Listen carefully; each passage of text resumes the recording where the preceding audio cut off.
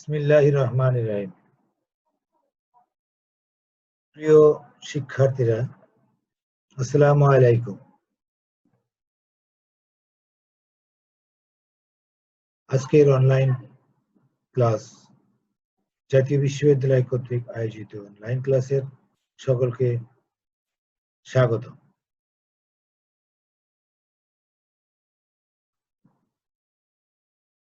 প্রিয় শিক্ষার্থীরা,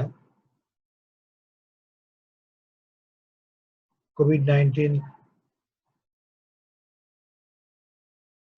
এর কারণে দীর্ঘদিন শিক্ষা প্রতিষ্ঠান বন্ধ থাকায় জাতীয় বিশ্ববিদ্যালয়ের একটি মহতী উদ্যোগ গ্রহণ করেছে। এই উদ্যোগের অংশ হিসেবে অনলাইন ক্লাস। আজকের অনলাইন ক্লাসে ইসলামের ইতিহাস ও সংস্কৃতি বিভাগ, অনার্স চতুর্থ বর্ষ, course code number 24-1601,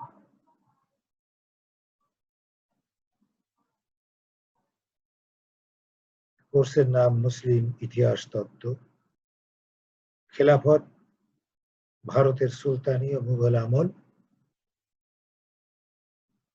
lecture number আজকের 2। আজকের লেকচারের শিরোনাম আরব ইতিহাস চর্চার অবকাঠামো বিকাশ পর্ব। আজকের আলোচনায় আছি আমি শেখ জালাল উদ্দিন, সহযোগী অধ্যাপক, সরকারি ব্রজলাল কলেজ, খুলনা।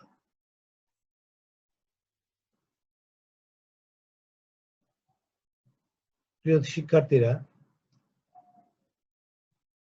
আজকের আলোচনার মূল পয়েন্ট আগেই বলেছি, আরব ইতিহাস চর্চার অবকাঠামো ও বিকাশ পর্ব, এর উপরে আমাদের আলোচনা। এর বিভিন্ন দিক আলোচনা করার চেষ্টা করব। তোমরা যদি মনোযোগ সহকারে শ্রবণ করো তাহলে নিশ্চয়ই এই সম্পর্কে একটি ভালো ধারণা লাভ করতে পারবে। অনার্সের বিষয়গুলোর মধ্যে মুসলিম ইতিহাস তত্ত্ব বিষয়টি একটু কঠিন বলে মনে হয় অনার্সের ছাত্রছাত্রীদের কাছে, কিন্তু যদি মনোযোগ সহকারে শ্রবণ করা হয়, পাঠ করা হয়, তাহলে এই বিষয়টি ধীরে ধীরে সহজ ও বোধগম্য হবে।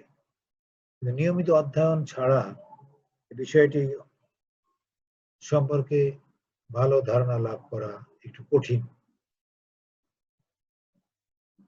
প্রিয় ছাত্রছাত্রীরা, এখন আসো আমরা আলোচনায় প্রবেশ করি।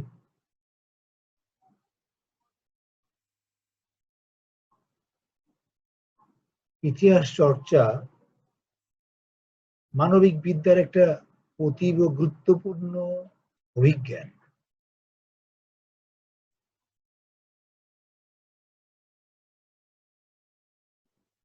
প্রাক ইসলামী যুগে আরবদের জীবনধারা, সংস্কৃতি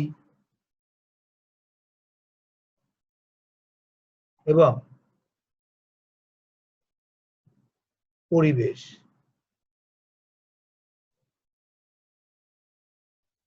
তাদের যে লোকাচার, এগুলো ইতিহাসের একটা উপাদান এবং এগুলো ইতিহাসকে অনেকটা সহযোগিতা করেছে। আমরা জানি প্রাক ইসলামী যুগে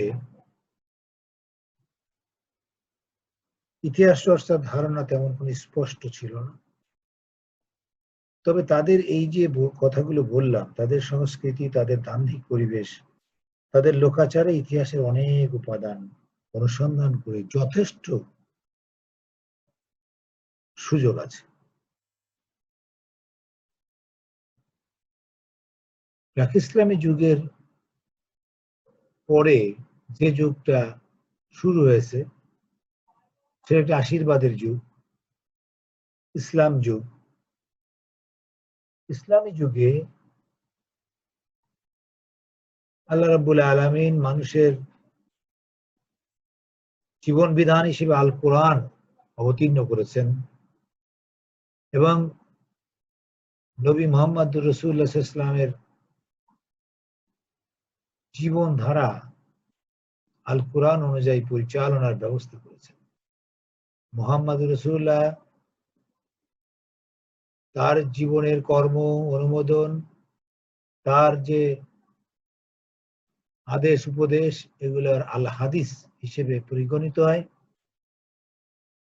এবং মনুষ্য সমাজের জীবনের সকল সমস্যা সমাধানের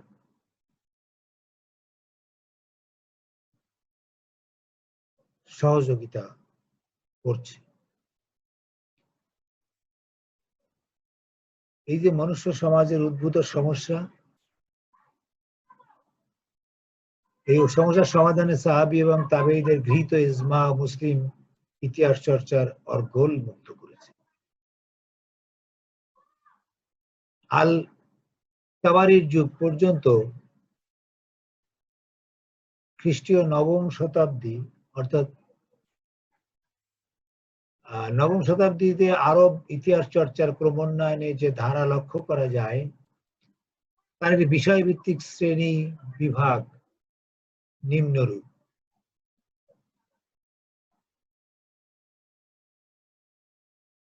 যেমন প্রথমত আমরা বলতে পারি মাগাজি সিরা ও মানাকিব। সেকেন্ড, বিজয়, বংশীয় আঞ্চলিক ইতিহাস। থার্ড হচ্ছে জাতি, জনগোষ্ঠী ও উম্মার ইতিহাস। চতুর্থ হচ্ছে বিশ্ব ইতিহাস বা বিশ্বজনীন ইতিহাস। আমরা আজকের আলোচনায় এই বিষয়গুলোর উপরে যতদূর সম্ভব আলোচনা করার চেষ্টা করব। একটা একটা করে ধারাবাহিকভাবে আলোচনা করলে ইতিহাস চর্চা সম্পর্কে একটা মোটামুটি ধারণা আমাদের গত ক্লাসের পরে এবং আজকের ক্লাস যারা অনুশীলন করবে তারা মোটামুটি ইতিহাস চর্চা বিষয়টির ইতিহাস তত্ত্ব বা ইতিহাস চর্চার ভেতরে প্রবেশ করতে পারবে। এগুলোর আলোচনা নিম্নে আমরা শুরু করলাম। প্রথমত মাগাজি সিরা মানাকিবের মাগাজি পর্ব। মাগাজিটা কি?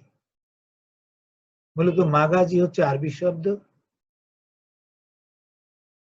আরবি গাজোয়া শব্দ হতে রূপান্তর ঘটেছে এবং প্রাক ইসলামী যুগে মাগাজি এবং ইসলামী যুগে মাগাজি, দুই ধরনের মাগাজি দুই সময়ে দুই ভাবে মিনিং করা হয়েছে। প্রাক ইসলামী যুগে মাগাজি মূলত লুটতরাজ, রাত্রের শেষ প্রহরে হামলা এবং বিশেষ করে বৈরী গোত্রের উপরে হামলা করে, অতর্কিত হামলা করে তাদের সম্পদ লুণ্ঠন করে গাজোয়া বলা হতো। কিন্তু ইসলামী যুগে এসে এই ধারণার পরিবর্তন ঘটল। মানুষ তার সভ্যতা সংস্কৃতি পরিবর্তন ঘটালো, কুরআন হাদিসের আলোকে তাদের জীবন যাপন শুরু করলো। মহানবী ইসলামের মক্কা জীবনের পর মদিনা জীবন শুরু হলো এবং এই মদিনা জীবনে মহানবী ইসলামের সামরিক অভিযান সমূহ এই মাগাজি শাস্ত্রের অন্তর্ভুক্ত।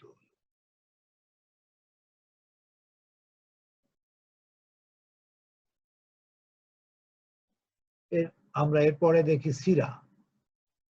সিরা আরবি শব্দ যার বাংলা প্রতিশব্দ জীবন চরিত। আরব ইতিহাস চর্চায়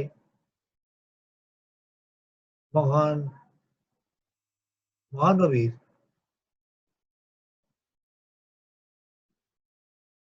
পূর্ণ চরিত ইতিহাসকে বোঝায় সিরা।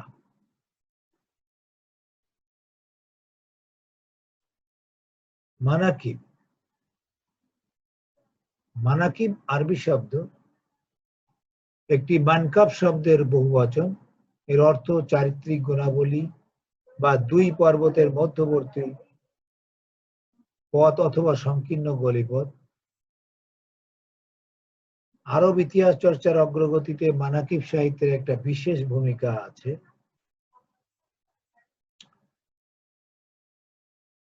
নবম ও দশম শতাব্দীতে ব্যক্তি বা একই পর্যায়ভুক্ত ব্যক্তিবর্গের ইতিবাচক গুণাবলী উপস্থাপনের জন্য মানাকিব শিরোনাম দিয়ে একটা স্বতন্ত্র বিষয় ইতিহাস চর্চার পরিমণ্ডলে উদ্ভাবিত হয়। যেমন আহমদ বিন হাম্বল রচিত মানাকিব আল আলী বিন আবি তালিব। এমনি ভাবে সাহাবাদের জীবনী, সুফি সাধকদের জীবনী ও শাসকদের ইতিবাচক গুণাবলী মানাকিব শাস্ত্রের অন্তর্ভুক্ত। তাহলে এটা ক্লিয়ার হচ্ছে যে নেতিবাচক দিকগুলো মানাকিবে অন্তর্ভুক্ত নয়। একই গোষ্ঠীর অথবা এক ব্যক্তির ইতিবাচক গুণাবলীগুলোই মানাকিব শাস্ত্রের অন্তর্ভুক্ত। এখন আমরা আসি, আমরা আগে বলছিলাম যে দ্বিতীয় নাম্বার পয়েন্ট ছিল বিজয় বংশীয় আঞ্চলিক ইতিহাস। এই বিজয় বংশীয় আঞ্চলিক ইতিহাসে আমরা দেখি বিজয়টা কি। মূলত খুলাফায়ে রাশিদিনের আমলে আরবের বাইরে মুসলমানদের বিজয় সাধিত হয় এবং এই বিজয়টি আরবের বাইরে অর্থাৎ আমরা দেখি সিরিয়া, পারস্য, মিশর এই এলাকায় বিজয় সাধিত হলো। আর ওই বিজয়ের ধারা ধরে উমাইয়া আমলে ব্যাপক গতি সৃষ্টি হলো। বিজিত অঞ্চলে শহর নগরের গোড়াপত্তন হলো, সেখানে পারস্পরিক সৌহার্দ্যের রেশ ধরে গোত্রপ্রীতি প্রকাশ ঘটল। তৈরি হলো সিরা, মাগাজি, মানাকিব। এই স্তর পেরিয়ে ইতিহাস চর্চা শাসক ও শাসিতের জীবনের সাথে সম্পৃক্ত হয়ে উঠল। এই সময় হতে গোত্রীয় বিজয় ও বংশীয় আঞ্চলিক ইতিহাস লেখার সূচনা শুরু হল।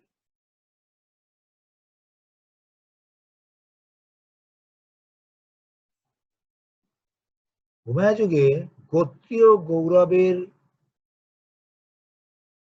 ভিত্তিতে কর্মকর্তাগণের নিয়োগ কুলজি পঠন পাঠনকে ইতিহাসের পরিমণ্ডলে প্রবেশ করিয়ে দেয়। কুলজি শাস্ত্র এর আরবি শব্দ হলো নসব। এই নসবের অর্থ বংশ পরিচয়। কুলজি বিশারদদের নসব বা নসব বলা হতো।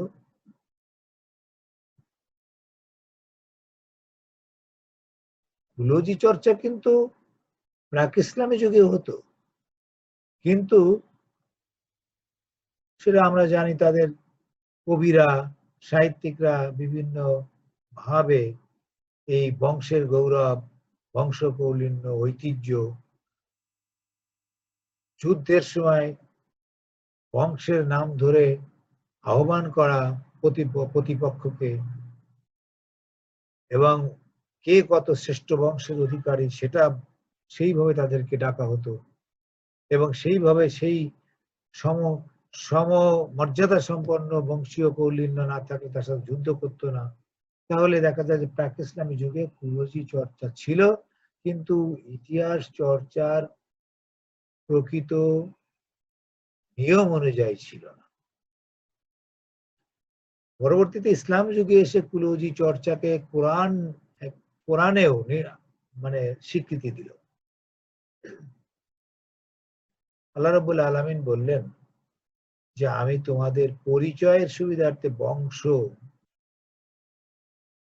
পরিচয়ের ব্যবস্থা করেছি। এজন্য আমরা এখন পৃথিবীতে যারা বসবাস করি সবার কিছু বংশ পরিচয় আছে। তাহলে বংশ পরিচয়ের ভিত্তিতে আমাদের পরিচয় নির্ধারিত হয়। এবং আমি আগেই বলেছি যে সামরিক বাহিনীতে নিয়োগ, বিভিন্ন রকম কর্মকাণ্ডে নিয়োগ ইত্যাদি করতে গেলে কুলজি অর্থাৎ বংশ কৌলিন্যের উপরে নির্ভর করতে হতো। রসুল মুহাম্মদ সাল্লাল্লাহু আলাইহি ওয়াসাল্লাম কোন প্রাদেশিক শাসনকর্তাকে যখন চিঠি প্রদান করতেন তখন তার বংশ কৌলিন্যের বিষয় উল্লেখ করে তাকে চিঠি প্রদান করেছেন। তাহলে বোঝা যায় যে ইসলাম যুগেও কুলজি চর্চাকে উৎসাহিত করা হয়েছে এবং পরবর্তীতে কুলজি চর্চা একটি প্রাতিষ্ঠানিক রূপ লাভ করেছে ইতিহাস চর্চার। উমাইয়া যুগের কুলজি চর্চা আমরা দেখি। উমাইয়া যুগে কুলজি চর্চার বিশেষভাবে সমাদৃত হয়েছে। উমাইয়া যুগের কয়েকজন কুলজিবেত্তার নাম আমরা এখানে উল্লেখ করতে পারি। এক, আবু ইয়াকজান আল-নাসাব, তিনি কুলজি চর্চার বিষয়ে প্রথম কলম ধরেছেন। তিনি কুলজি চর্চাকে একটি প্রাতিষ্ঠানিক রূপ দেওয়ার চেষ্টা করেছেন এবং ইতিহাস চর্চায় কুলজি বা বংশ তালিকা বা বংশ কৌলিন্যর বিষয়টি তিনি উত্থাপন করেছেন। সেকেন্ড, মোহাম্মদ বিন সাইব আল কালবি, তিনি, তাকে বলা হয় যে নাকাইজ বা কুচ্ছামূলক কবিতা রচনা বা পাঠের উপর তিনি জোর দিতেন। তিনি মূলত কবি ফারাজদার, কবি জরির, তাদের যে কবিতা নাকাইজ মূলক কবিতা অর্থাৎ কুচ্ছা রচনামূলক কবিতা তার উস্তাদ ছিলেন, তার উপরে জোর দিয়ে তিনি বলতেন যে এগুলো পাঠ করার প্রয়োজন আছে। থার্ড হচ্ছে হিশাম বিন মোহাম্মদ আল কারবি, তার মূল্যবান গ্রন্থ হচ্ছে জামহারা আল নাসব, শ্রেষ্ঠ গ্রন্থ। তার এই শ্রেষ্ঠ গ্রন্থটি কুলজি চর্চার ক্ষেত্রে অত্যন্ত গুরুত্বপূর্ণ। ফোর্থ হচ্ছে মুসাব আল জুবিরির, তার রচিত আল নাসব আল কবির, আরেকটি গ্রন্থ হচ্ছে নসবু কুরাইশ, কুলজি সাহিত্যের একটি অমূল্য সম্পদ। পঞ্চম হচ্ছে আহমদ বিন ইয়াহিয়া বিন জরির আল বালাজুরি, কুলজি চর্চার একজন শ্রেষ্ঠ ইতিহাসবিদ। তার রচিত আনসাব আল আশরাফ একটি বিখ্যাত গ্রন্থ কুলজি চর্চার উপরে, একটি বিশাল মূল্যবান গ্রন্থ। অর্থাৎ এতকাল এ পর্যন্ত যত গ্রন্থ কুলজি চর্চার উপরে মানে লিখিত হয়েছে, রচিত হয়েছে, তার মধ্যে একটি শ্রেষ্ঠ গ্রন্থ হচ্ছে আল বালাজুরির আনসাব আল আশরাফ।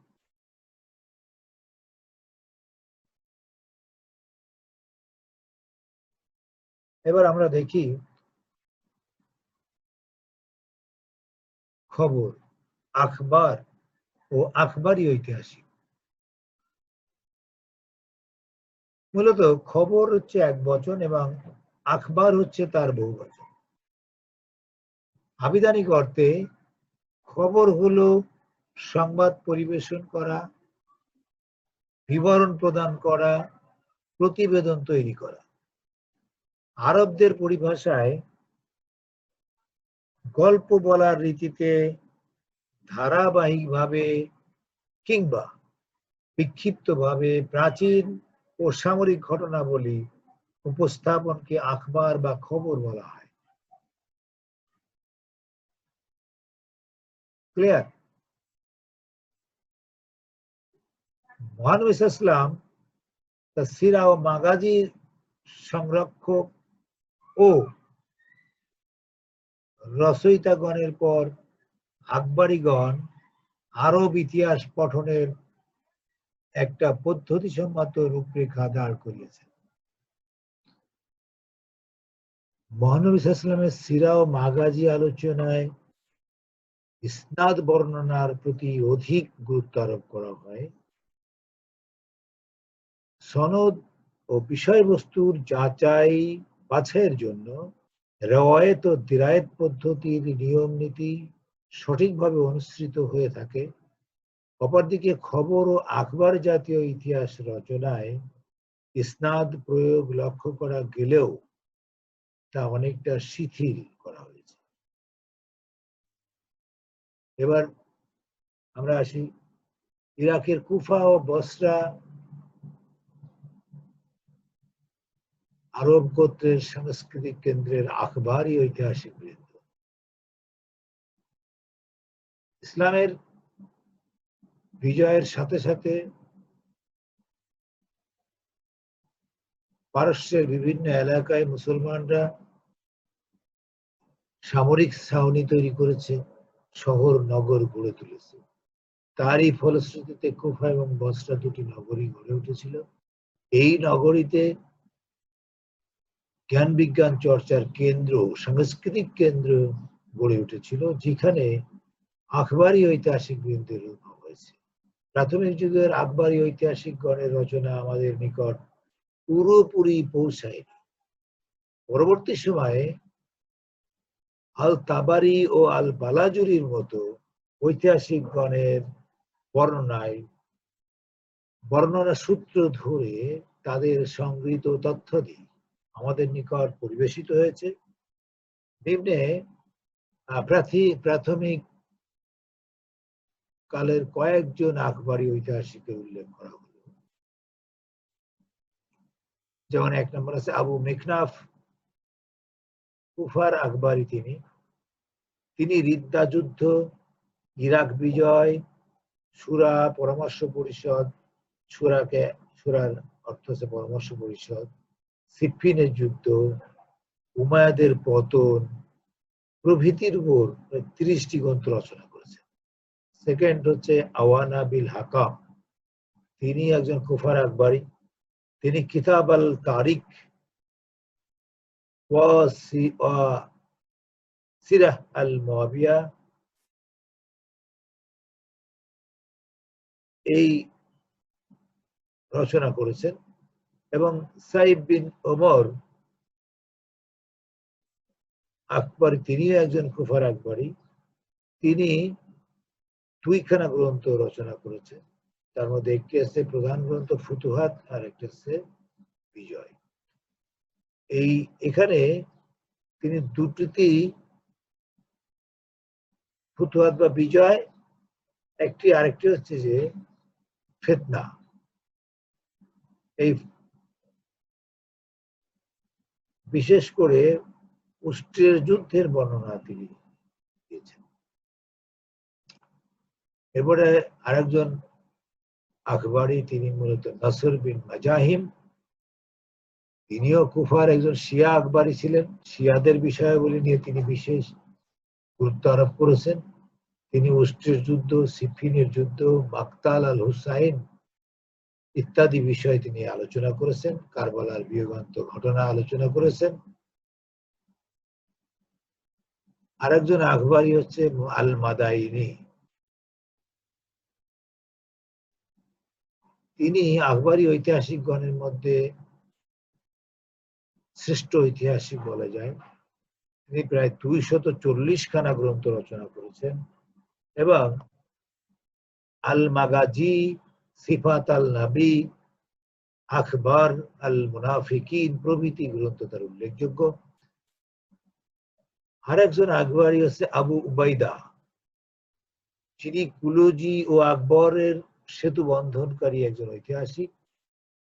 তিনি একজন মাওয়ালি, তিনি সুয়ুবি আন্দোলনের প্রবক্তা। তিনি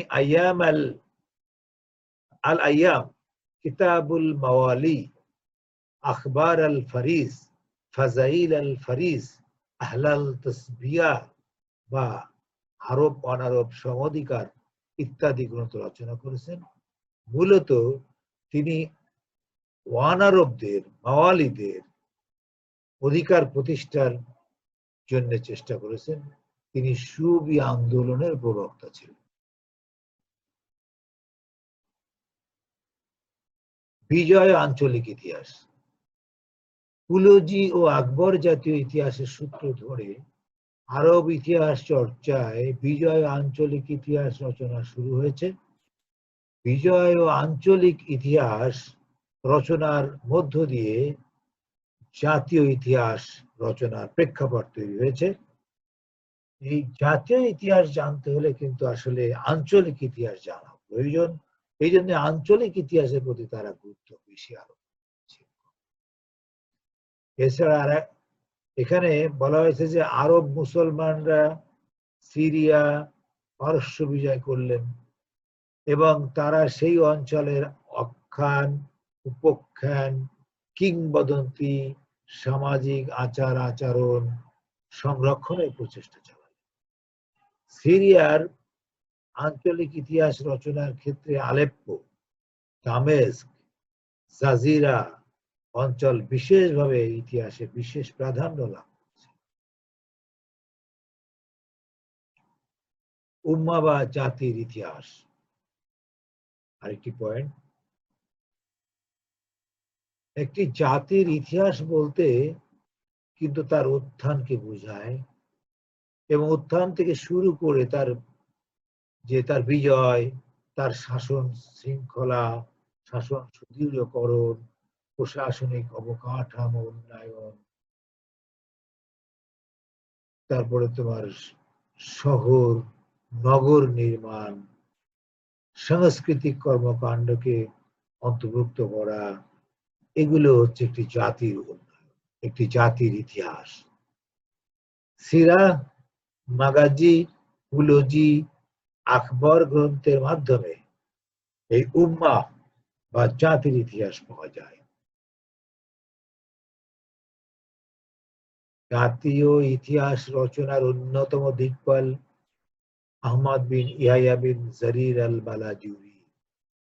তিনি মৃত্যুবরণ করেছিলেন 892 খ্রিস্টাব্দে। তিনি একজন নিরপেক্ষ ঐতিহাসিক, অত্যন্ত নিরপেক্ষভাবে তিনি ইতিহাস চর্চা করতেন।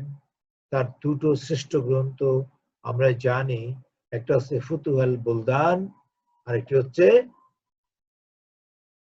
আনসাব আল আশরাফ। ফুতুহাল বুলদানে জাতীয় উত্থান, জাতির উত্থান পতন, বিজয়, শাসন সুদৃঢ়করণ, প্রশাসনিক অবকাঠামোর উন্নয়ন, নগর ও শহর বিনির্মাণ, সাংস্কৃতিক কর্মকাণ্ডকে অন্তর্ভুক্ত করা হয়েছে। আনসাব আল আশরাফ গ্রন্থে সিরা, মাগাজি, খলিফাগণের চরিত, ইতিহাস হাশেমি এবং অন্যান্য বংশানুক্রমের প্রসিদ্ধ ব্যক্তিবর্গের চরিত্র আলোচনার সাথে সাথে সময়ের ঘটনাবলী বর্ণনা করা হয়েছে। এবার আসি আমরা বিশ্ব ইতিহাস বা বিশ্বজনীন ইতিহাস।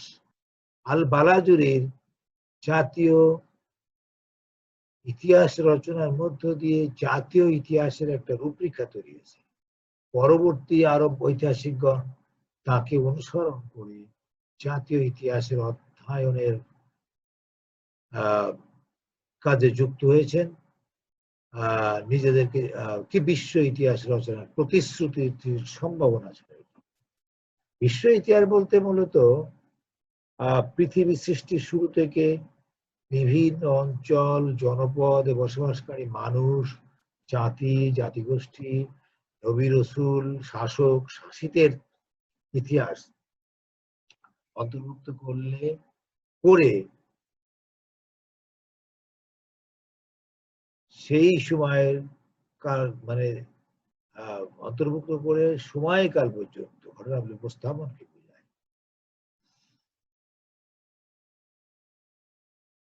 বিশ্ব ইতিহাসের এই ধারণা ও দৃষ্টিকোণ থেকে হিজরি 3য় শতাব্দী পর্যন্ত যেসব খ্যাতিমান বিশ্ব ইতিহাস রচয়িতার নাম পরিদৃষ্ট হয় তারাও বলেন আল ইয়াকুবি, আল ইবনে কুতাইবা, আল তিনাওয়ারি, আল তাবারি, এরা হচ্ছে বিশ্ব ইতিহাস রচনার প্রবক্তা। নিম্নে এইসব ঐতিহাসিকের রচনার গ্রন্থাবলী আলোচনা করা যেতে পারে। কয়েকটি গ্রন্থের আলোচনা করি, যেমন আল ইয়াকুবি, তিনি 898 খ্রিস্টাব্দে মৃত্যুবরণ করেছিলেন। আল তাবারি সূত্র থেকে জানা যায় যে আল জুহরি ও ওয়াহাব বিন মুনাব্বি ও ইবনে ইসহাক সিরা মাগাজি আলোচনা বিশ্ব ইতিহাস রচনার ধারণা ব্যক্ত করেছেন। তবে প্রকৃত অর্থে আল ইয়াকুবি বিশ্ব ইতিহাস রচনার প্রকৃত প্রেক্ষিত সৃষ্টি করেছেন। প্রথম খণ্ডে এখানে তার আল তারিখ এবং একটি গ্রন্থ তার আল তারিখ, এই আল তারিখ প্রথম খণ্ডে তিনি বিশ্ব সৃষ্টির ইতিহাস থেকে শুরু করে মহানবী ইসলামের আগমনের পূর্ব পর্যন্ত রসুল ও আরবদের ইতিহাস ছাড়াও অন্যান্য জাতি, সিরীয়, পারসিক, সিরীয়, ব্যাবিলনীয় বিভিন্ন জাতির ইতিহাস তিনি রচনা করেছেন।